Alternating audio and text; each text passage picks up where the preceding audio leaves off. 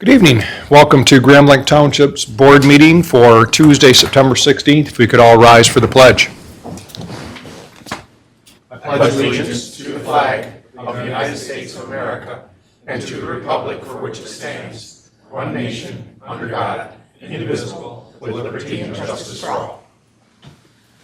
Thank you. Clerk Robertson, would you please call the roll? I would be happy to call the roll, Mr. Supervisor.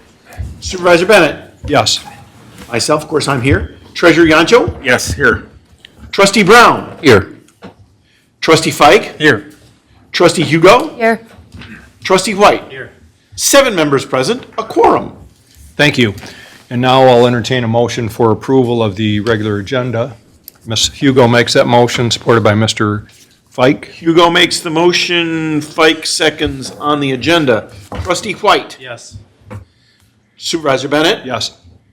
Myself, yes. Treasurer Yancho. Yes. Trustee Brown. Yes. Trustee Fike. Yes.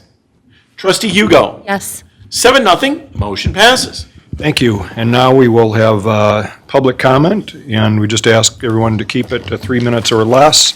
And please address your comments to the board. And with that, we'll ask Ms. Trina Henderson to come forward. Hopefully I pronounced your first name correct. Nobody does. Trinea? Trinea? Trinae. Trinea, okay, all right. Just so you know, I'll let you know when you have 30 seconds left. Mr. Supervisor. Ma'am. All right. Yep. Go ahead. So, thank you for the opportunity to speak tonight. My name is Trinae Henderson, and I've lived in Grand Blanc Township for almost 8 years now. So I really appreciate you guys taking the time to review the chicken ordinance. I've listened to several meetings, so I know you guys have taken it very seriously, so thank you. And I know your goal is to provide residents with the opportunity to responsibly raise backyard chickens. So allowing more residents to responsibly raise chickens increases access to fresh eggs, reduces reliance on grocery supply chains, and supports local sustainability.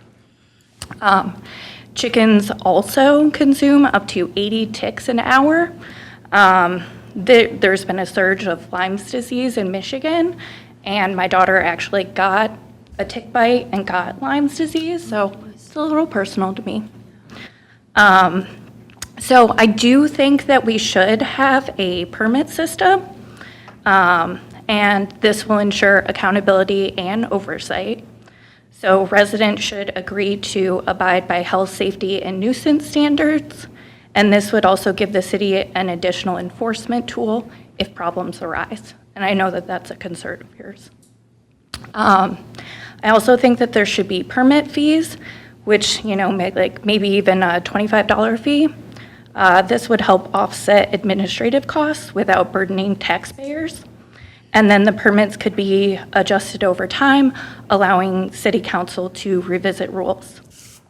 I know it was previously stated there are 2 main reasons for raising chickens, so for eggs and for consumption. So if roosters are prohibited, this is one of the main purposes. This would be eliminated, and residents couldn't breed chickens. Roosters also serve a natural role. They protect hens from predators, and I believe the noise concerns can be addressed under the existing noise ordinance, just as we handle barking dogs.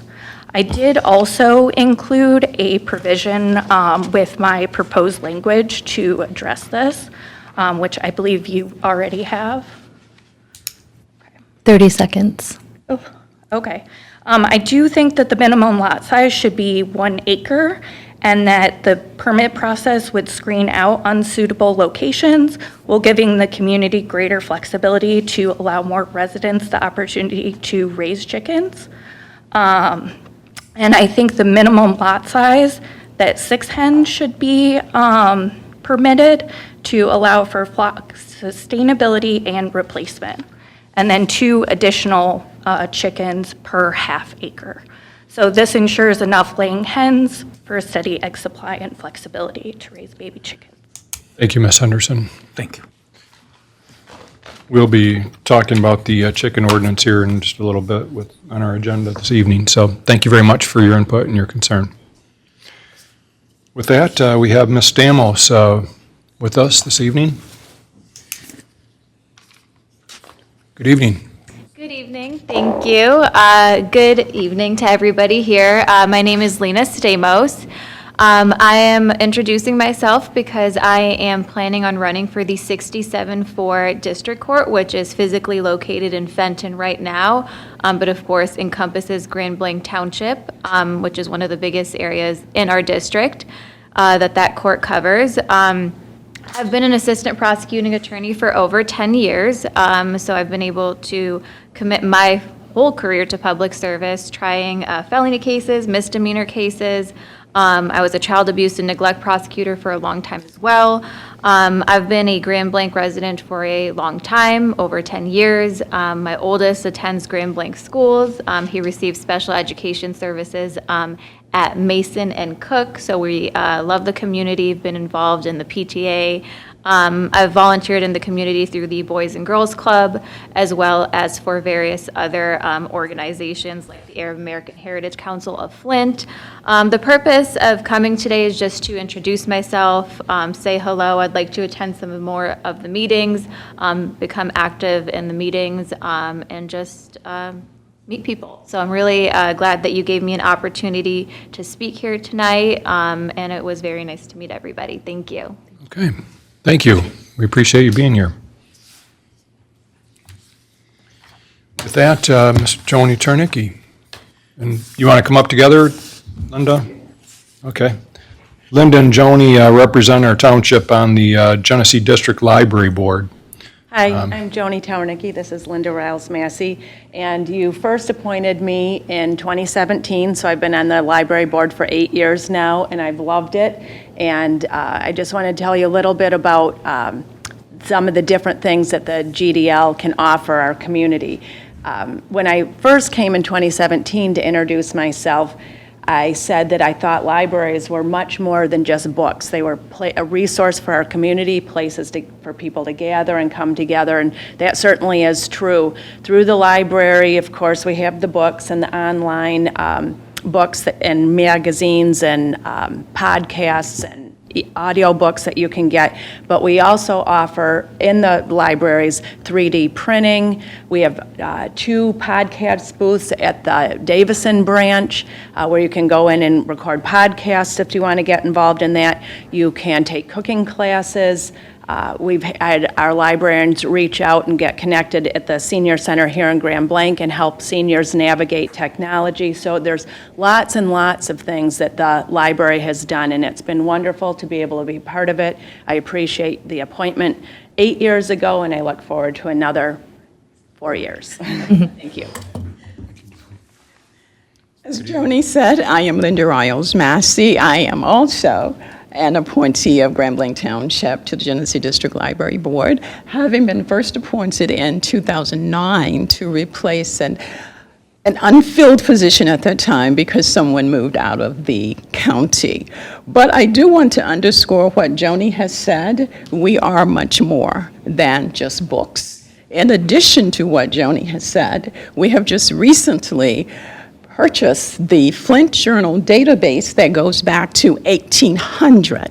So I know that there is a presentation here tonight from the Heritage Foundation, so if there is anything or any of the information that you are seeking, we certainly have access to that. But not only are we here to introduce ourselves to the newer trustees, but we are here to respond to any questions that you might have to make it easier for you to approve the reappointments.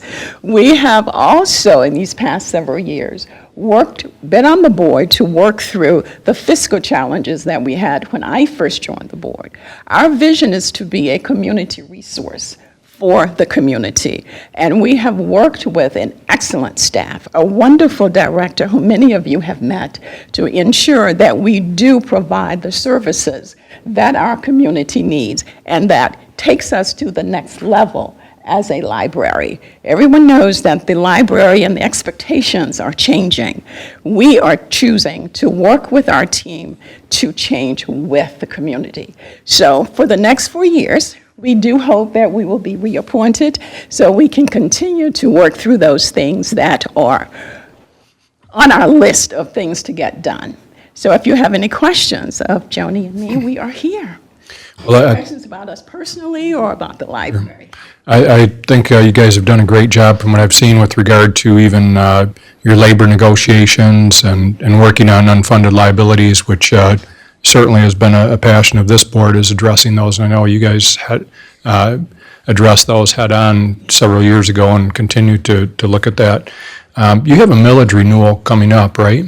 I was not going to mention that. Okay. I'm just thinking, I'm glad you asked. Okay. Because we had begun the preliminary preparations. Okay. We talked about that a little bit last night. So we will be reaching out to our elected officials within the municipalities that we serve to invite you to a couple of the meetings, encourage you to speak up about this millage, and encourage our residents to vote for it. It is a renewal. It's not a new one. It is a renewal. Right. But as you know, we operate on that millage, and that is why we work so hard Sure. for our value to the community. I'm thinking just more, I'm just thinking more in terms of timing, because there's going to be several of them coming up, and I just, About that, so yes. we'll have to have a discussion on, I'm not sure we want to have all of them at the same time, so maybe we'll work on that, but, We will make sure that you're in the very first meeting, and any of the Right. other trustees Okay. whose schedules will allow. great. And Ms. Massey, you chair the board, am I correct?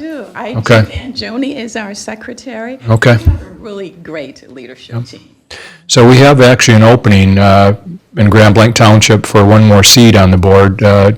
We had somebody step down. Right now, we have our Grand Blanc Township University going on, and I'm thinking that might be some fertile ground for finding somebody. We've had our first session, and we'll have one again. We'll have several more. So I think we'll be able to fill that position here shortly. Thank you so much. I appreciate So- that, because we're working towards a balanced skill set of the members, as Right. well as the demographics that represent our community. Sure. And certainly intergenerational. Yep, okay. Well, thank you very much. Does anybody have any questions?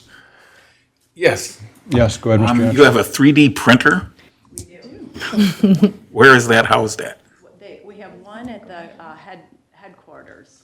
And there's one in Grand Blanc. There's also a class coming up real soon. I don't have the schedule, Mr. Yanko, but I'll be glad to shoot it over to you. Thank you. I am encouraging all of you to take advantage of the events that we have at the library. And the 3D printer is awesome. My granddaughter loved it. And you can sign up for the email notices of all those things too with the GDL on their website. And I also encourage you to take a look at our minutes that are online if you haven't already done so. That was one of the things that the late Mickey Hoffman and Kathy Lane wanted to make sure that the board had access to minutes. And if you weren't looking, we were actually coming to meetings and talking about what we had done in the months prior. Okay. Well, thank you very much, and we appreciate your service, and we're going to appoint you a little bit later here for another term. With that, I don't see any more public comment, and we're going to close public comment and move to our approval of the consent agenda, if somebody cares to make that motion. Mr. Fike makes that motion, supported by Mr. White. Right, motion by Fike, supported by White on consent. Trustee Hugo. Yes. Trustee White. Yes. Trustee Fike. Yes. Myself, yes. Supervisor Bennett. Yes. Trustee Brown. Yes. Treasurer Yancho. Yes. 7-0, motion passes. Thank you. We're going to now have a privileged presentation from Mr. Max Harrison of Grand Blanc Heritage Association. And Max is the person with all the knowledge on history of Grand Blanc. It's amazing what I've learned in the past when I've heard you speak, Max. Thank you, Mr. Supervisor. So I'm going to start by giving you all a handout with some of the information that I'm going to talk about. Sure.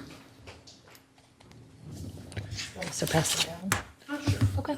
And that microphone's picking you up fine, so don't worry about it. All right, good evening, board members, and thank you for giving me the opportunity to speak with you this evening. I am the president of the Grand Blanc Heritage Association. I have been in that role since 2022. I was a proud resident of Grand Blanc Township for 17 years. I grew up here. I went to Grand Blanc High School, and I grew up in Grand Walea off of Reed Road. I know I go to school out of state, and I split my time between here and there. I come to you today to discuss some of the role that the Heritage Association has played in the Grand Blanc community, and to discuss the possibility of partnering with Grand Blanc Township to take a more active role in exhibiting the fantastic asset of the Simeon Perry homestead to the community. So just a few brief details about the Heritage Association. We have been in existence for now over 50 years. We were established in 1972 by a group of Grand Blanc community leaders who saw the necessity of a historical society at a time when people were taking interest in setting up small community historical societies. We have operated our Heritage Museum since 1976 out of the 1885 Grand Blanc Congregational Church building located in the city of Grand Blanc. We have coordinated or supported a number of community celebrations and various events, things like the Grand Blanc Bicentennial Committee, now almost 50 years ago, the Grand Blanc Sesquicentennial 150th anniversary in 1983, as well as more recent events like the centennial of the old Perry Center building, among others. We have also taken a lead in supporting the designation of a number of area state historical sites, things like the historic First Baptist Church, the First Congregational Church, our museum building, the Mason Tavern, the Davison Farmstead, the Grand Blanc Consolidated School, as well as the Perry House itself. Our collections are extensive, numbering over 5,000, and that's very much an underestimate or a conservative estimate, of individual artifacts from the Grand Blanc area. We have tens of thousands of pages of archival material dating from the 1780s all the way up to 2024, and thousands of photographs of Grand Blanc people, events, buildings, and other scenes.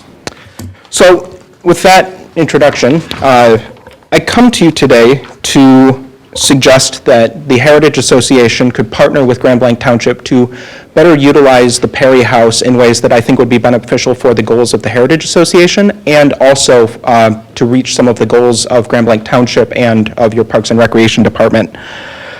So first and foremost, why would using the Perry House be beneficial to us? We have a very nice museum. And we have taken a lot of pride in being able to preserve the old Congregational Church building. But in a lot of ways, we are limited in what we can do there. It is not a house museum, and so that space, most of our exhibit spaces are areas that are just repurposed office areas, meeting areas, things like that. We have the historic church sanctuary. We have tried in the past to do things like set up historic parlors, bedroom spaces, but it's not really cut out for a exhibit of that nature. So for one thing, the Perry House would allow us to complement the Heritage Museum with an actual historic house.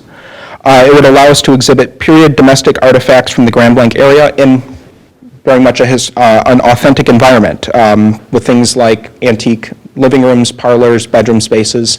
We have had Heritage Association members and people who are from the Grand Blanc community offer us artifacts such as full antique bed sets that we just don't have the space to exhibit, that were made using lumber that was cut in Grand Blanc Township over a century ago. And a historic house museum would allow us to put those types of things on display in an appropriate manner. It would also allow us to conduct more hands-on and living history demonstrations. One of the things that I tend to lament about our current space is that we really don't have a yard. And having a park space that's in a historical environment like that would let us do things like antique demonstrations of old agricultural techniques, or showing off things like old washing techniques with an old wash bucket and wringer. And just moreover, it would give us the opportunity to both interpret and support what really is one of the most historically significant sites in Grand Blanc, but also in Genesee County and mid-Michigan. This is the site of the first European-American permanent settlement in Genesee County, and there's a lot of good evidence that it's among the oldest in this part of the state of Michigan. And we would like to be able to pair our resources to support that. So with that established, some of the ways that I think it would benefit Grand Blanc Township. It would provide a regular and appropriate use of what has seemed to be an underutilized township asset. I know from cross-pollination amongst the membership of the Heritage Association Board and the Old Township Historic District Commission that the house was used for open houses, but then there was kind of a constant struggle to figure out, well, what is the appropriate use of this space, and how can we make this both a useful asset to the residents of this area, but also something that is not too much of a drain on the community's resources. So beyond just providing a regular and appropriate use for the house, we could bring our knowledge base to bear to properly catalog, preserve, and exhibit the artifacts that are already there alongside the artifacts that we have in our collections. We could make available the resources and the knowledge base of the Heritage Association to continue the restoration and preservation of the house, as we have done in the past with some of our contributions to the support of the house, as well as its artifacts, and continue to interpret its historical significance. And finally, and while I'm certainly not an expert and I don't know all of the numbers, I believe that this would be something that would be a minimal burden on Grand Blanc Township's taxpayers, because what we would intend to do would really not require more regularly than what you would pay to heat and light the building already. So you can see on page 2 some of the things in the broadest of senses that we would propose to do and commit to. We would furnish spaces in the Perry House with period-appropriate exhibits that emphasize things like 19th century Grand Blanc domestic life, rural society, and agriculture, as well as more specific exhibits on the long tenures of the Perry and McGrath families, both of whom were very prominent in this community. We would be willing to coordinate with the Township Parks and Recreation Department to host educational history programs for the community, including working to continue the longstanding Perry Pioneer Day that I know many of you have been to and I know is always a hit in the community. We would, again, support the continued preservation and restoration of the house using the various resources that we have. And in the broadest of senses, we can work out nitty-gritty sort of things. We would commit to opening the Perry House as a community museum on something of a regular schedule to make it more accessible to the community's residents. So I will conclude with the last 2 pages. There are photographs that are examples of historic house museum exhibits. When I was in college at Eastern Michigan University, I volunteered at the Ypsilanti Historical Society, and these are 2 rooms out of there of what I think is a very excellent example of a house museum. And then finally, as a bit of a teaser, on the very last page are 2 photographs straight from the Heritage Association's archives, one of the Perry House in 1925, 100 years ago, and one of a old school steam threshing rig taking place on that property. Again, thank you very much for giving me the opportunity to speak with you, and I appreciate all that you have done for the support of the preservation of this community's long history. Thank you. My only concern is, when do we get started? It sounds like a great use for the building. You know, one of the things that, you know, the whole idea of placemaking popped into my head, you know. Whenever you see a great company or organization, you know, the history of that company, you know, you look at whether it's their website or, you know, the training for their employees. One of the things that they first delve into is, what is the history behind this organization? You know, why, you know, Starbucks or whoever it is, General Motors, University, I mean, they talk about what's the roots of this organization, who started it and why. And I think that's important for people finding value in where they live. And I think what you're talking about doing with the Perry House marries together, you know, something that is historical, not that the church that you're in isn't, but, you know, being able to have things, you know, almost like our small version of Greenfield Village right here in the township, where people can have on display. And I'm sure, you know, you'd start doing that, you'll probably find there's people in the community that have historical items that I know I do, that I don't really want to just, pitch them or auction them or what have you. It's like, hey, if I can find a place to put them that will be valued, and I think other people would feel that way too, but I think it's a great use. I think we estimated, Mr. Lima, that we've put over $1 million in that house over the past 20 years or however long it's been around with us, but we want to, my goal is to make sure it's used for something, for placemaking and helping people understand the historical significance of our community, and that we're not just, a powerhouse economically, but this is where things started in Genesee County, if not this region. So I applaud you for your work on this, and I would be in full support of working to make something like this happen, because I think it would really bring some life to that property, and it would also help us with instilling a value in people for where they live, young people and older people that may be venturing through the area. Clerk Robertson? Through you, Mr. Supervisor, to Superintendent Lima, is this an item that we could refer to the appropriate committee under our committee structure with regard to our strategic plan? You Is that can, something and that we should be doing? you can, and I just want to point out first, excellent presentation, Max. Thank you.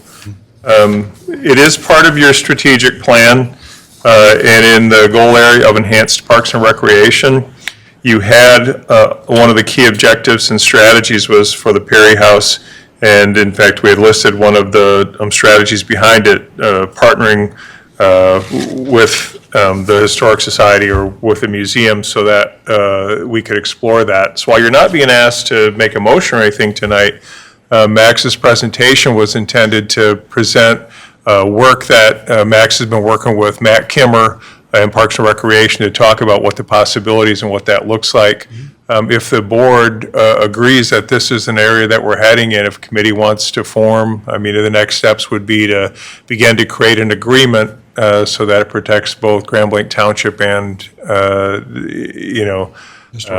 everyone else, that it's going to be the Heritage Association use, and we can flesh that out over the course of the next 30 days or 60 days and take a look at what that looks like. I think you're right. It doesn't come with a price tag, a big price tag on it, but we have been struggling for the 10 years I've been here about what is the Perry House and what will the use be, and with Max coming to talk to us about the potential, and now you can really see a vision out there, and it starts to make sense. So again, I really think you covered your bases here.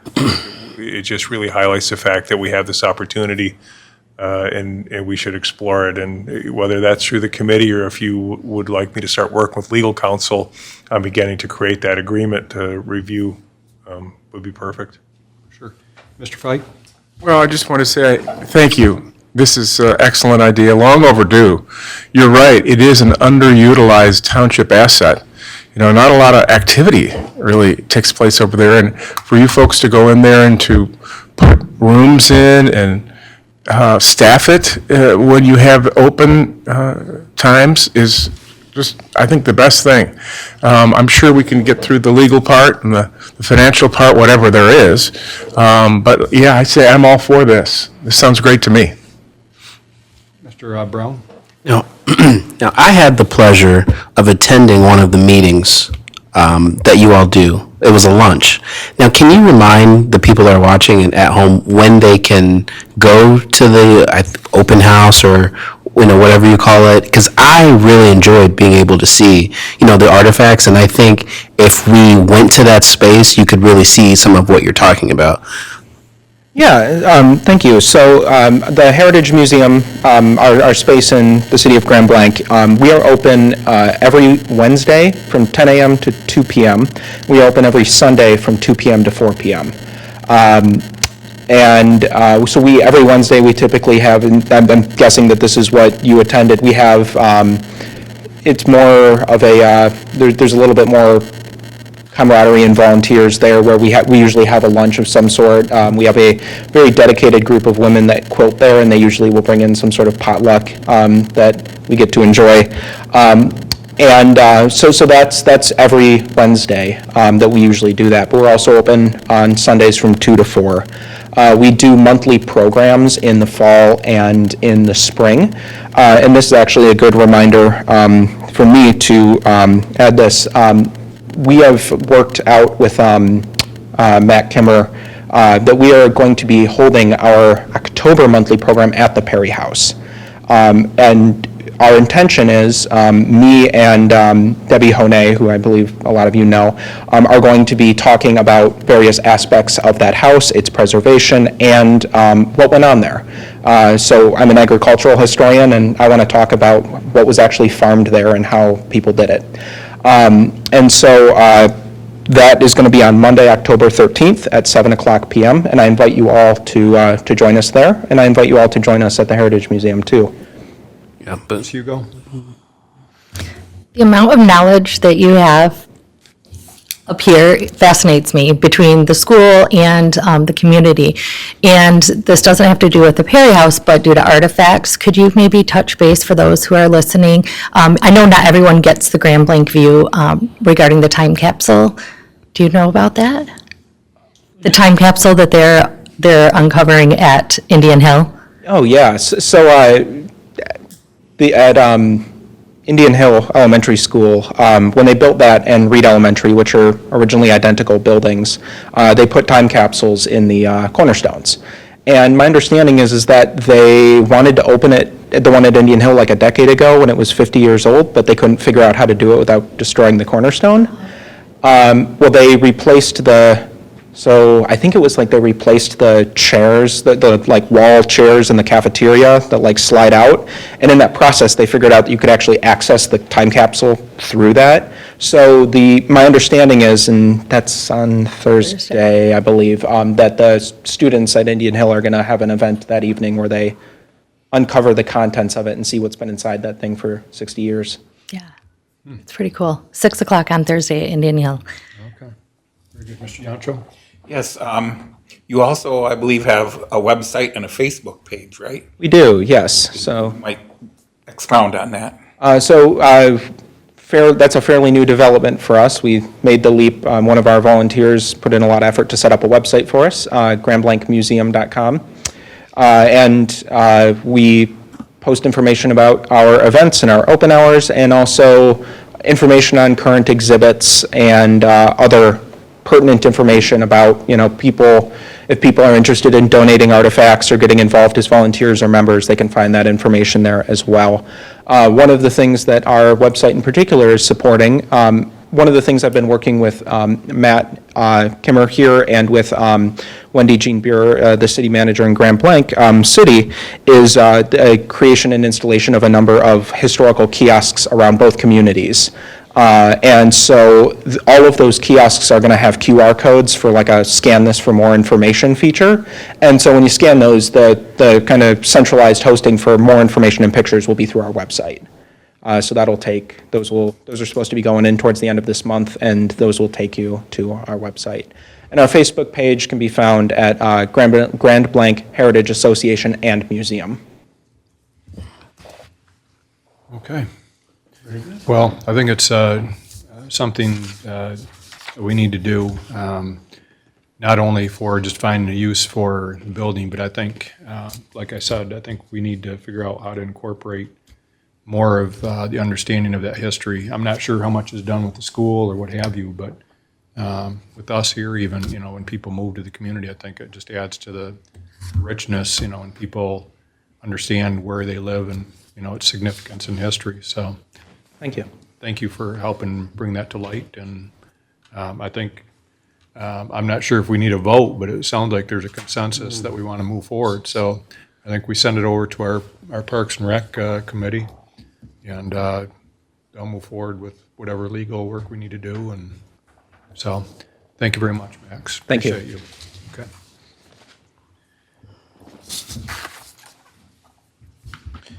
With that, we're going to move on to old business, and we have our budget discussion. I don't know if anybody has had any questions that have popped up in reviewing it. Mr. Lehman, if you could remind us of our timeline with regard to the budget, where we have to be and when.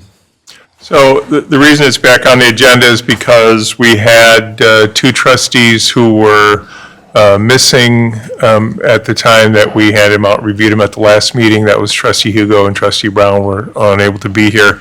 So I wanted to make sure that they knew that we handed the general fund and special revenue funds budget out. Typically, how the process works is that it's going to be the first 30 days is for you to review on your own. We'll be happy to answer any questions, any member of staff, or reach out to me or Finance Director Kathy Sostak. Happy to answer any questions, initial questions that you might have, especially for Trustee Brown. This is your first opportunity to go through this process. And then after that first 30 days, we'll do a presentation. Right now, it's tentatively scheduled for September 30th, the meeting of the 30th, where we will kind of do a walkthrough by department. All of the department directors will be in attendance for any questions that the board may have at that time. And then once we've had that meeting, it's totally up to the board if you want individual departments to present at future meetings, if you want to hold a special meeting for it. But the most important thing is that we have a date in mind of when we're going to adopt the budget. We have to adopt it before the end of the year to be in compliance so that we can actually keep operating and spend money after the first of the year. But we have plenty of time from that meeting through October, November. We typically adopt in November. Gives us an opportunity. We'll hold a public hearing, the truth and taxation hearing. People can come in and comment on our millages. That will be a part of the truth and taxation hearing from that L 4029 that you guys approved that we submitted last month to the county, showing the intended millages that we intend to levy to support the budget. But typically, so November, if you still have more questions, we could push it back to December. We just need to know enough time that we can get it published for the public hearing. But again, any questions that you have right now that as you're going through and you have some questions about anything to do with the general fund or special revenue funds budget, you can reach out to me or any one of the department directors to have your questions answered directly. The DPW budget will come in usually in October. There is no requirement. There's the requirement that you guys approve the general fund and special revenue funds budget. There is no requirement that you approve a DPW budget because it's enterprise fund, it's a business function. We have to, depends on the rate payers, and we have to balance that budget as well. We have to be able to show we can move forward. But we will have you approve the DPW budget as well. It takes a little bit longer. We have to run it through the rate modeling software that we have to determine water sewer rates, that kind of thing, based upon capital programs and any other repairs or maintenance that we have planned for the next coming, 5 to 7 years. Okay. Any questions for Mr. Lebanon? So I know yours there, I don't know, Sarah, did you get your copy? I did, at the last planning commission meeting. Okay. Yes, All right. thank you. Very good. So take a look through it, and we'll bring any questions forward. Feel free to, Mr. Lehman said, email him any questions, and we're going to have your answers for you. Thank you. Okay. Joel, you got my message with regard to the percentage of our Yes. property tax that, there's an interesting question that came up, that what percentage of our property taxes from personal versus commercial? Anybody want to venture a guess? Why don't you tell us, Mr. Supervisor? It was That's where basically 26% of our taxable value comes from commercial and industrial, right? Yes. So the more businesses we bring in, The less burden we have on residents. the less burden on the residents, so. Yes. I tell people when they ask about those taxes, you drive down Baldwin Road, and I believe the first building you see when you look at the Enterprise Park, the new industrial park, that first building there, I think I researched that a few months ago, and I think their property tax was $240,000 alone for that property right there. So gives you an idea of what kind of property tax, how many homes would that be to, provide that kind of taxable income. So moving on, strategic planning, we had, under our community involvement, our community engagement, our Grand Blanc Township University kicked off last week. I thought it was very successful. It's our first time doing this, so, but I tell you what, I think the attendees that were there appreciated the information and probably went a little bit longer. We were accused it was because Dennis and I were doing most of the talking. But the bottom line is that everybody was engaged for the entire time, and it was kind of an overview. We talked a little bit about the board and their roles and why, board members choose to be here, what have you. But the schedule is full for the classes, and I think all the department heads are working on their presentations. But I think it will definitely benefit the township and benefit some future, possibly, community leaders in our township. Mr. Lemata? Yeah, I mean, under your goal for your new four-year strategic plan, the first goal area we had was increased focus on community engagement. And one of the goal items that you had, or key objectives that you had, was to conduct a Citizens Academy. So I'm really happy to say that it kicked off last Wednesday. We had a great group of participants. It was great. I had the opportunity to ask the question, what brought you in? And you heard the varied responses of, been in the community for 33 years, recently retired, and just want to know how government works, which was the whole goal. Again, the first week was a broad overview of the role of the township board, the role of township administration. They had the opportunity to get a tour of the facility to see how many departments actually operate out of this old armory building and how we've made it work, including we opened up a couple of former closet doors to show that they're now offices, and is the reason why we are building a new building, on the backside of the campus property. They were very engaged. We had some great Q&A at the end. Tomorrow will be the fire department's turn. People will have an opportunity to find out more about fire department operations. They can get the question answered that many in social media and other places have asked, like, do we really need a new fire department? I assure you the answer is yes. We needed it years ago. But Chief Gent is going to have the opportunity to walk people through the operations and why we do what we do, and right down to the finances of it and the functions. And I think people will find out that we don't have firefighters just sitting on a couch waiting for a house fire to occur, a brush fire to occur. They're actually going to be very happy to find out about the amount of training and certifications that goes in. We have an amazing group of firefighters here, and I think, that's a part of it. But the biggest thing for me was the fact that we were able to answer the call in your strategic plan for that community engagement, and this is one way we did it. We appreciate the board bringing that as a goal.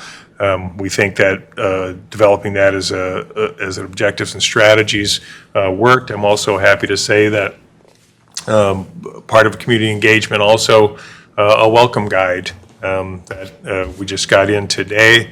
This was something that one of the interns last year worked on for us. We finalized it.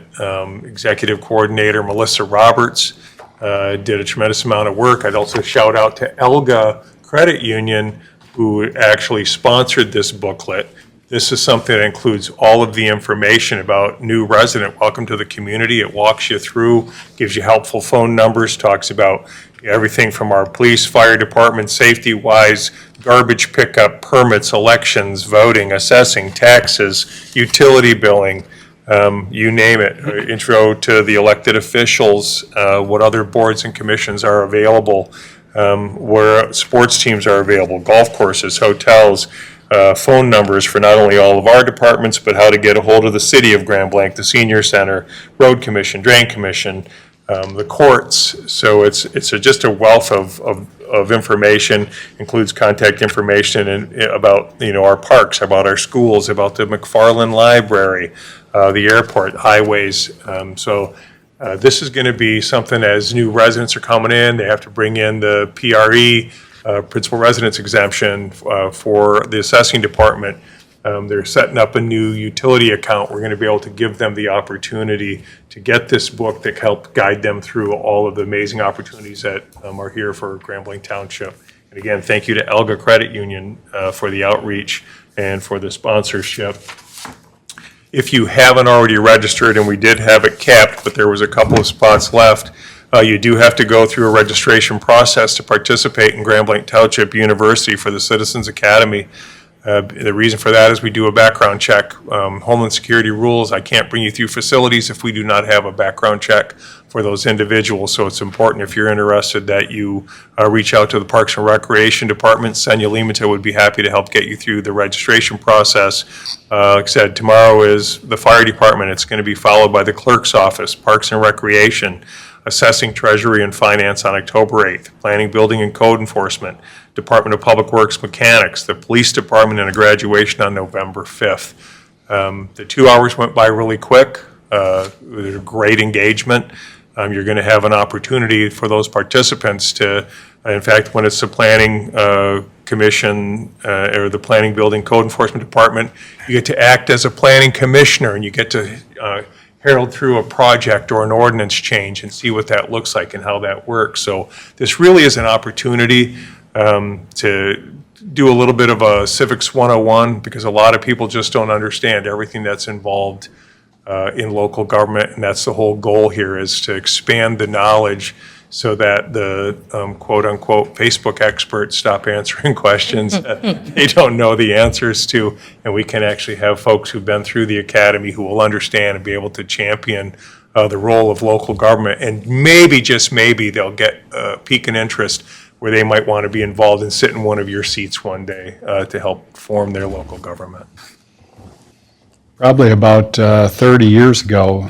In fact, I was talking to somebody about this class that is involved with a lot of nonprofits, and she was saying, that reminds me of a leadership program that my husband went through in another state, and reminded me that probably at least 30 years ago, I went through a program in Flint called Leadership Flint that actually didn't get into the weeds as much as this. It was more on the county level, but actually it helped understand how the county operates and different entities within the county, and then helped you to get on various boards.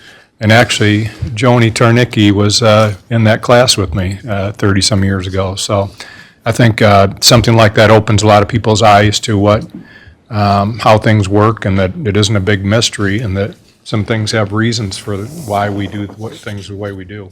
So, and that's really our goal, I think, is to show people that, you know, we're doing things in a manner that makes sense, and most of the time, sometimes because state law says we have to do it that way, but most of the time it's because it makes sense. So, anything else, Mr. Lemina? That's it. Okay, thank you. Item 8A, Mr. Supervisor. Yes, thank you. Item A, the board will consider a motion on zoning change case number 674R, our chicken keeping amendment. We have Mr. Smith with us. Good evening. At the August 16th meeting, the Planning Commission held a public hearing on the zoning amendment for Section 4.40. That's our farming amendment. And the topic of discussion was amending the ordinance for chicken keeping. The amending ordinance was to allow for chickens on parcels 2 acres or larger. The Planning Commission recommended approval to the Township Board of Trustees with a 7-to-1 vote. The Planning and Zoning Department would recommend a motion for approval on the above-mentioned text amendment as presented. In your packets, you have the documentation of what was presented to be changed. If you go to page 3, you can go over some of the major highlights of this amendment. If you go to where it's in red, number 5, keeping of chickens will be permitted as an accessory use in single-family detached dwelling use in residential estate, residential single-family in R1, R2, R3, and R4 zoning districts, subject to the following requirements. The minimum lot area will be 2 acres. The maximum number of chickens will start at 6 for 2 acres. An additional 2 chickens may be kept for every whole acre in addition to the first 2 acres, with no more than 20 chickens total shall be kept. Shall be kept. No roosters shall be kept. Chickens shall be confined to an enclosed building, chicken coop, or separate from the principal building, and subject to accessory structure requirements, and they will need a permit for any of the coops and/or fencing. Chicken keeping area shall be located in the rear yard and shall not be occupied more than 25% of the total area of the rear area required, as defined by the district minimum setbacks. Chicken keeping area shall be no closer than 25 feet from any lot line, and also shall be 50 feet from any building on an adjacent lot. Chicken keeping shall be no closer than 10 feet from the principal building on the subject property. The commercial sale of eggs is prohibited. Chicken keeping on a commercial scale shall be recognized as a farm as defined by the zoning ordinance and regulated accordingly. Slaughtering of any chickens in public view will be prohibited. All structures, including fencing and keeping of chickens, shall obtain a permit as required by the township through my department.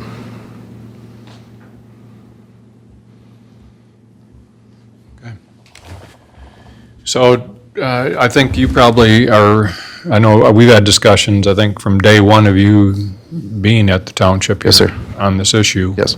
So it isn't something that just came up recently. It's something that the planning commission's been talking about for years.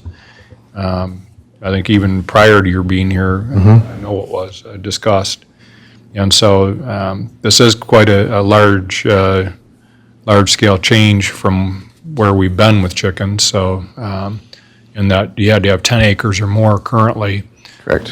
For any type of farm animal. Yes. So, okay. Any thoughts? I know one of the benefits we have is one of our board members is a lifelong farmer, and not just, by his own volition, but actually by education and by practice over the years. So, in discussions with Mr. Yancho over the past couple of years, as well as, discussing it with the state of Michigan at the MTA conference and what have you with the State Agriculture Department. So I know you've had some input on this as well, Mr. Yancho. Yes, and I was definitely in favor of a change. I think this is an appropriate change, and it's a starting point for our township, and I know it could be amended sometime in the future, if either in either direction, actually. Yes, sir. So I think it's an appropriate change myself. So the density of communities probably plays somewhat into this too, I would guess, that, Definitely, more definitely. densely populated. Interesting point that came up at the university was that we are the 55th largest municipality in the state of Michigan. And out of 1,200 or so townships, we're the 25th largest township. And so we have a considerable density in our township, and we have to take that into consideration, and we're still growing. Yeah. And then as far as townships, I think we're higher on the list than even 25, I believe. We're probably like 15. 15? 15. Yeah. So, so that played into some of the discussion as well. But any other thoughts? Mr. White? I think this is a significant improvement over what we have now, but how did we come at 2 acres as the minimum? So this was discussed between myself, the planning commission, our planning consultants, Gifford Webster, and with other research of surrounding communities. So what do our peer communities, what's their minimum? I think Davison Township is 5 acres, but also, again, we have to take into consideration Davison Township's more rural than we are. I would say 60 to 70% of Grand Blanc Township is single-family residential, and most of those parcels are less than a half acre, even less than a third of an acre. How many parcels in the township have 2 acres or more? I mean, roughly. I would say 200 to 300 parcels, probably. We're really going from less than 1% to a couple of percent by doing this? It doesn't seem like we're really actually expanding it all that much. As Mr. Yancho stated, this is a starting point. This is a significant change from 10 acres to 2 acres. While I agree that that's significant, it can be amended in the future. If we feel that this is not sufficient for our community, it can be changed down the road. I mean, do we have any zoning requirements on how many dogs someone can have on? Yes, We do. 3, 3? yes. And that's on any size lot, so you can Correct. have 3 150-pound dogs on a fifth of an acre. Correct. lot Like my neighbor does. But those are domesticated animals that need to be kept, that are typically kept inside. I think this is a significant improvement. I don't think 2 acres is, I think that's too restrictive still. I used to live in Lansing, had a house on less than 2/10 of an acre, and I had 6 chickens. Now, that may not be, I understand that's not the direction the board wants to go, and I get that, but I certainly don't know why you would need more than an acre to have chickens. Somebody who grew up in the country and has had chickens in the city, that seems, I've mowed an acre, that's a lot of grass. I think some of the consideration too is the distance away from existing residential, homes, that you get a small, lot size, the chickens are going to, I know in my neighborhood, they would be virtually on top of, my neighbor's home, anywhere on the lot. We have had situations in the past where we've gone to court over chickens. And what is the problem? They don't bark, like a dog, what have you. We do have problems with dogs barking, and our police, get tied up with going and trying to regulate that, which is a nightmare. But our sound or our noise ordinance, we can actually take a decibel reader out and tell whether the sound is violating our ordinance. With chickens, the problem isn't the sound, it's the smell. And we were in court, I remember early on my tenure here, with individuals that weren't cleaning up after their chickens. You go out there and the neighbors, and, one of us would be there, and it was just disgusting. But the person who lives there, not a problem for me, I don't smell this. And so, I mean, there's nothing that objectively tells you whether or not that smell is bad or not. So I think distance, we're trying this to see, where it goes. We're gonna probably work out some bugs. I mean, anytime we have a new ordinance, it's gonna take some getting used to. There's gonna be people against this as well. Yes. I mean, we go to certain neighborhoods, and I can probably tell you what neighborhoods they would be, that if they do, have the size of a lot for a chicken, we're probably gonna get complaints that they don't belong there. But, I'm in favor of going this route to try it and see where we end up.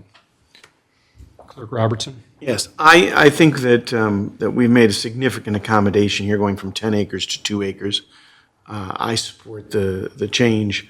I will say, yes, I think there's legitimate concerns with regard to odors, with regard to predators, with regard to rodents. There's legitimate issues associated with this.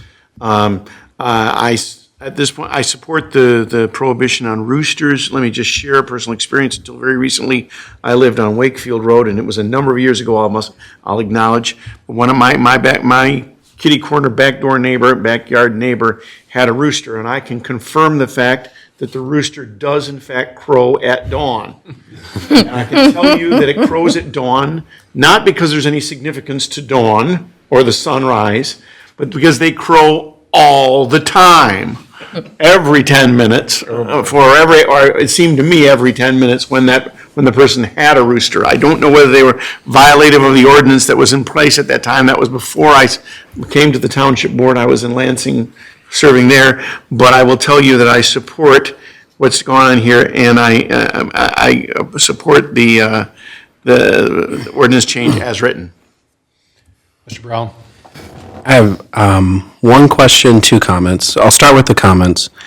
I actually do understand Paul's perspective, because I do understand that the number of acres has been significantly declined, but I guess from my perspective, I'd like to know what's the percentage of people that now have more access to it. Do you have any idea what that number would be? I don't off the top of my head. I'm sorry, I don't have that data, but I could imagine that it's probably a couple hundred more people have access to this now than what was before. Okay. And then the other question, I guess my question would be, my next question. From a rooster perspective, we are saying no to the rooster because of the question of it makes a lot of noise. And I'm being honest, I'm from Kansas City, Missouri. I don't have any farm animals. So, That is the sole reason, yes. okay. Is the motion in order, Mr. Supervisor? Yes, I'm sorry. Mr. Fike? I just wanted to say a couple things. I didn't know what Trinae was saying about the ticks. I think that's very interesting. That the chickens eat the ticks. I think that's a plus. And it, Possums. oh, do they? Yeah, possums. Millions of them. Oh, and I think in my mind we're between 2 acres and 1 acre, perhaps. She said she preferred 1 acre.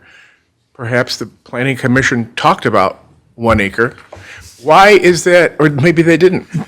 Why not 1 acre? I guess is my question. There was no discussion less than 2 acres. It was from 10 to 5 or 10 to 2. So the range that they were addressing was between 2 and 5 acres. They never even contemplated going less than 2 acres. Again, because this is such a significant change, they wanted to see where this went. If we needed changes down the road, we have that ability to make those changes if need be. So in other words, go with 2 acres now, but perhaps down the road, consider 1 acre? Or consider going back up if it doesn't work. Oh. What do you think, Mike? I mean, I can't, in my brain, I know how much an acre is, but I can't decide whether 1 acre is more appropriate in this instance and would include more people than 2 acres. Well, I want to answer one of your comments first in regard to ticks. Chickens certainly will eat a surprising number of ticks when they're free to run loose in the yard. When they're in a coop, in a cage, in a small enclosure, the ticks aren't going to come to the chickens. Yeah. So I don't think that's a valid argument in our situation. I live on 2 acres, and I think 2 acres would be sufficient to keep chickens and have a place to deal with the manure and all the other things, storage of food, but I have a neighbor that lives 3 parcels down from me, and he has illegal chickens, and one's a rooster. And I hear that rooster all the time. If my windows are open, I hear the rooster. And I grew up on a farm. The rooster doesn't bother me, but I can't say the same about my wife. So we haven't had people come in to visit us that have said, I want you to change the ordinance because I want my neighbor to have chickens. We haven't heard from anybody say that. It's individuals that come and want to have chickens, but my concern is for the neighbors. And so I think 2 acres is an appropriate place to start. And if it works, if we have no complaints from neighbors, then we can look at it down the road. If we get lots of complaints from neighbors, we can also look at that down the road. And this is something that the planning commission's debated. This isn't, they've talked about this, and if we're going to make any change, it's going back to the planning commission. But Mike, maybe you could speak. I know one of the things you spoke to in the past is with regard to what chickens tend to attract when you have them in a neighborhood. Well, we have an expert in the audience, but chickens will attract hawks, weasels, skunks, raccoons, any omnivore that's out there is going to be attracted to those chickens.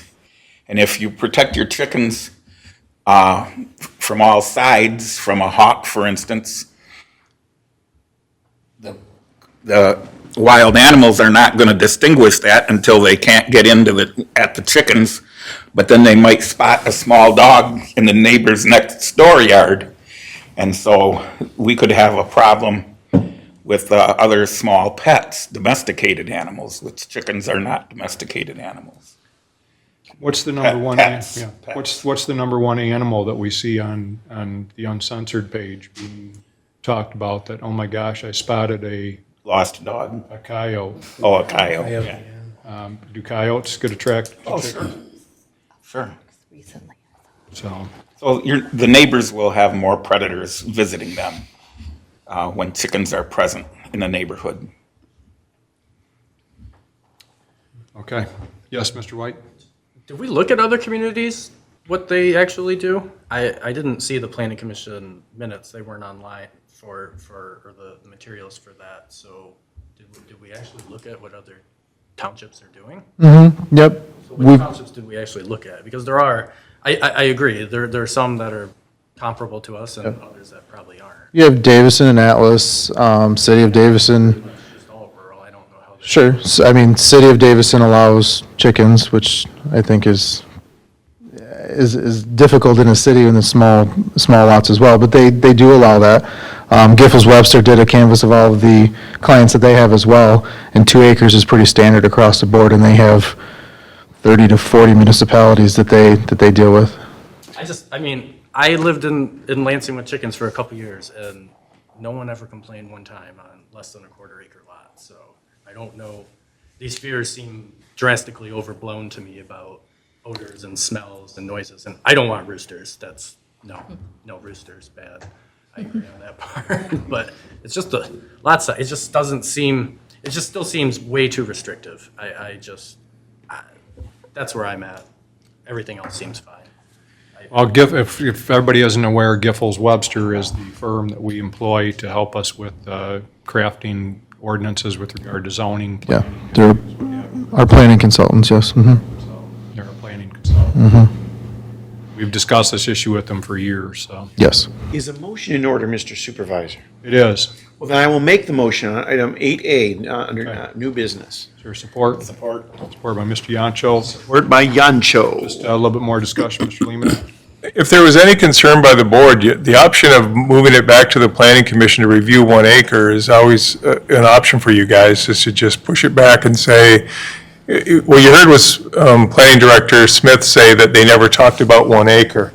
They only talked to going to 5 or going to 2. And if that is something that you guys want, that is the other option, rather than to move it forward at this point, is to bounce it back to the planning commission for review and have them bring it back to you. It would delay, obviously, moving this forward by however long that would take. Jeremy, I don't know. 30 to 60 days. Mr. Hugo?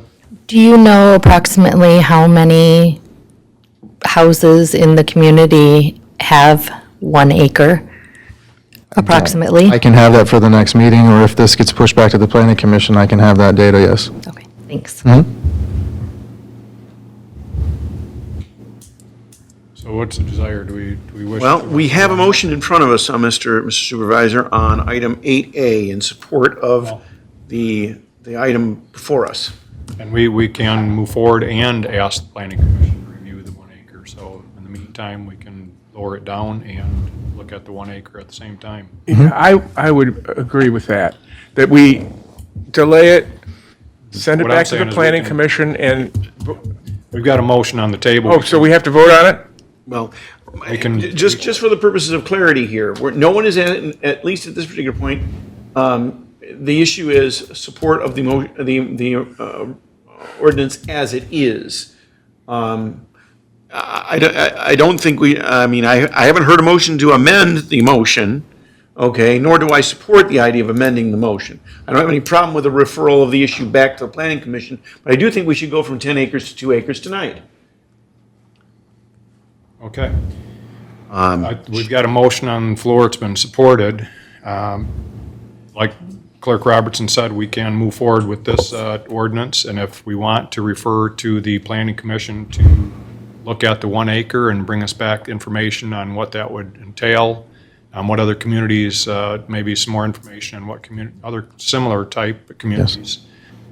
Some of the surrounding communities really, Atlas is much more rural than our township, probably Davison as well.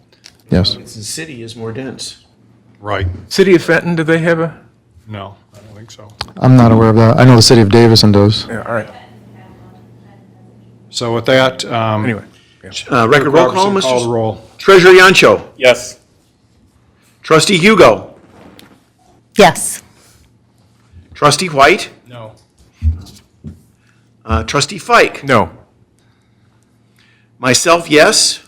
Supervisor Bennett. Yes. Trustee Brown. Yes. Motion passes 5-2. Okay, and at this time, I think you got a consensus from the board probably that Mr. Smith go to the planning commission and review the going to 1 acre, but probably bring back to the board the information even before we look at drafting, but things like similar communities, but know which communities those are so that we can look at what those are and what their ordinance entails, as well as what that would look like here in Grand Blanc Township in terms of how many lots would be incorporated, what neighborhoods those might be, what have you. Yep. Yeah. If we have that, I should be at the September 30th meeting for the I'd like to know which neighborhoods would qualify for that. You know, if we were looking at a 1 acre lot, are there any subdivisions that fall into that category? a handful, but not many, But I'd like to know which ones those are, and I think the board should know that too. predominantly on the south end of town. Right. Okay. Mr. White? Just a quick, I just completely blanked on what I'm Gonna sorry? come back. Sorry, it just blanked on me for, I'm going to think of it and I'll just talk to Jeremy afterwards. Okay, all right. Item 8B, Mr. Supervisor. Thank you. Item 8B, the board will consider a motion on zoning case number 674S, amend sign ordinance to allow pole signage for parcels abutting I-475 and I-75 only. Yes, so at the September 4th meeting, the Planning Commission held a public hearing regarding amending Section 5.19, which is our sign ordinance, amending the ordinance to allow for pole signage on parcels abutting I-475 and I-75 only. Planning Commission recommended to the Township Board of the 7-0 vote. The Planning and Zoning Department would recommend a motion for approval on the above-mentioned amendment as well. Some of the key talking points on this amendment in your packet, in the red, under Section 1.3, pole signs on commercial and industrial zone parcels only along I-75 and 475. This does not include residential properties. The sign shall be installed with a 50-foot right-of-way line from the freeways, and the signs shall not exceed 100 square feet per sign. Additional square footage will be allowed for multi-tenant, multi-business parcels. The sign shall not be more than double-sided. A sign permit is required for such pole sign, and a fall zone radius will also be required with that permit. No uplighting is allowed. Off-premise signs are prohibited, complying with the other sections in the sign ordinance as well. My only concern in looking at this is one of the things that I've looked at, and I know our DDA has looked at and considered, in fact, they voted forward with, was our water tower on I-75 south of Baldwin Road. Has our logo on it. We've looked at uplighting that water tower. Would this prohibit that from happening? I don't think so. I think that would be, we'd have to look at any of the Water regulations. tower isn't regulated as signage or a pole signage, so It's not, I would think that would be, infrastructure, the fact that we have our name on it. yeah. I think the FAA may have regulations on that as opposed to the zoning ordinance as far as uplighting is concerned. Possibly, I don't know that to be true. So these are properties that are abutting the expressway. Correct. Yes, Mr. Fike? Did something precipitate this, or, I mean, did something cause you to want to do this? There's been inquiries since I've started here. As the ordinance is written today, no pole signage is allowed, period, the end, only monument signage. We've given wall signage similar fashion to properties within so many feet of the major freeways to give the parcels that aren't directly abutting the freeway more access to larger signs for marketing purposes. This is just another one in the line of changes that would help market for these parcels that are abutting the major freeways. It does alleviate one issue that we have that came before us at the ZBA, and with the changes that you see in front of you, that parcel will be brought into compliance. I'll give you an example. When Ascension Genesis was rebranding themselves and putting signage on the side of their hospital, if we hadn't adjusted our signage ordinance for along expressways, that building sits off the road quite a ways. I mean, and to see a little sign that says, Genesis, Ascension, just is going to get lost. I mean, you're going to need binoculars to see it. So we increased the size for buildings that are along the expressway. You look at other similar buildings, Security Credit Union also, we made some change. They went to the ZBA for their signage, because when you're going, I'll say conservatively, 70 miles an hour, but our police chief knows that they drive, and we all know people drive a lot faster than that. Seeing a smaller sign is pretty impractical, so same with pole signs, whether it's a gas station or car dealer or what have you, if they're along the expressway, it just makes sense to allow them to have a little bit larger sign than Yes. if they're on one of our side streets. And just to clarify too, does not include billboards. Right. Is a motion in order, Mr. Supervisor? It is. You have a question, Mr. Yoncho? Yes, we see fewer billboards around than we used to see all the time, and I find that gratifying, I guess.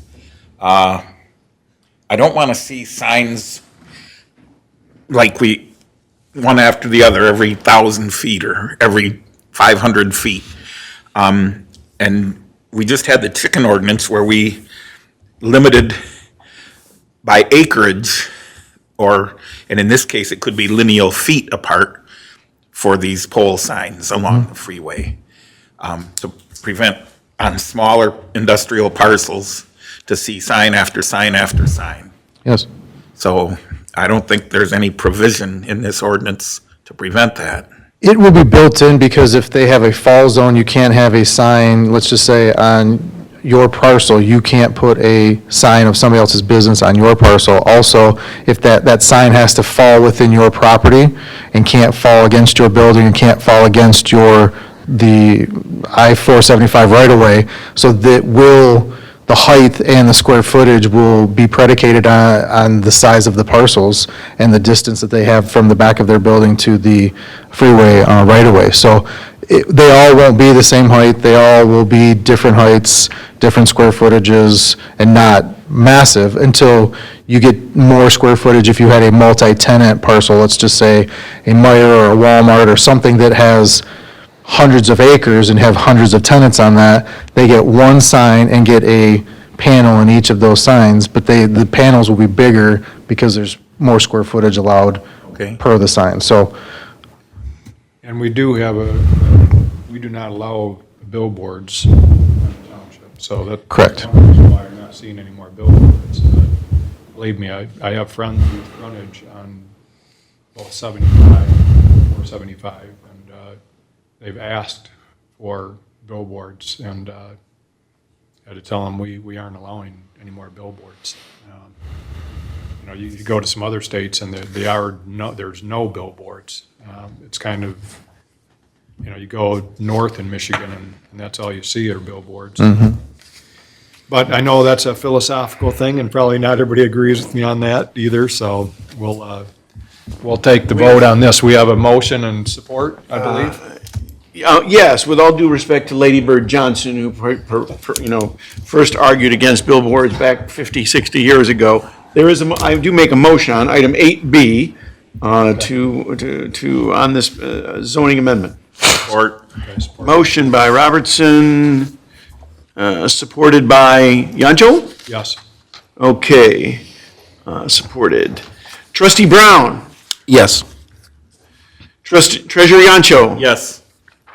Trustee Hugo? Yes. Trustee White? Yes. Trustee Fike? Yes. Myself, yes. Supervisor Bennett? Yes. 7-0, motion passes. Thank you. thank you. Thank you. So you go, anything with planning commission to report on? Nothing to report. Okay, Mr. Yancho, anything with regard No, to? nothing. Clerk Robertson? Nothing to report, sir. Okay, Mr. Fike, Anything Nothing, Mr. Lyons? but I have a question. Did I miss it? Maybe I did. Did we vote, we voted for those two new library people? Yes, it was in the Part of consent. Part of the consent agenda. Part of the consent agenda, okay. Joni and Linda, you voted for them. Yes, Mr. White? I did think of my question, it came back. It's a brief one. Regardless of the size, minimum lot size, homeowners associations could still not allow chickens, correct? That's, Yes, sir. They always have the ability, and we have a lot of our HOAs are more restrictive on a lot of the items that we have in the township, fences, sheds, decks, setbacks. This would be another one in that line, yes. if you have a smaller lot size, but the HOA decided, no, we don't want it in our subdivision, then they could prohibit it. Correct, and then it would be on them to regulate it, yes. Keep in mind, we don't have any idea which neighborhoods have HOAs that are active though either. Correct.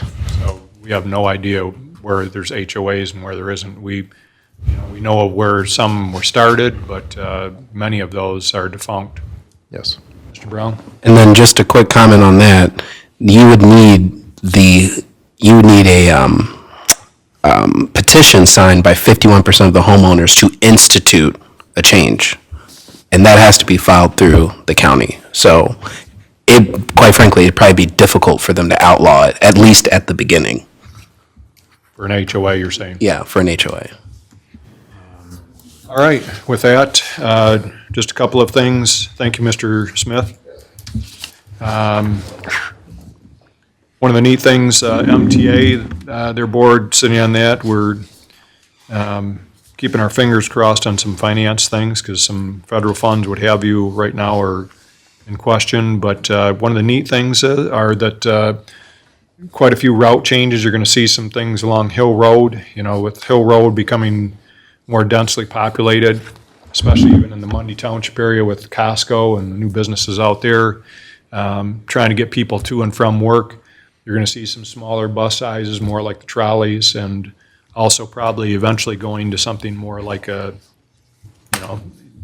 probably be rebranded, the Your Ride type thing. But anyways, you're going to see some more transportation options happening here locally, and that will help our businesses with their employers. 911 has moved into their new call center, and they had an open house this past week. Looks fabulous. I think it will definitely help with the call volume they're getting. Flint Area Narcotics Group, or FANG, has their annual meeting coming up here shortly. And they're doing lots of great things. One of the things that I saw that I thought this is just fabulous, and I sent an email to our DPW director and assistant director and Mr. Limata, but I don't know if any of you have paid your water bill online, for those of you that have water bills to pay, or sewer bills, I guess, too. But the reminder email that your bill is ready, I thought was just phenomenal in that you get that reminder, you can pay it really easily, but I think it really moved us into the next level. The meters that are coming into play now, the new meters, individuals can see, get alerts on their phone if there's water usage problem.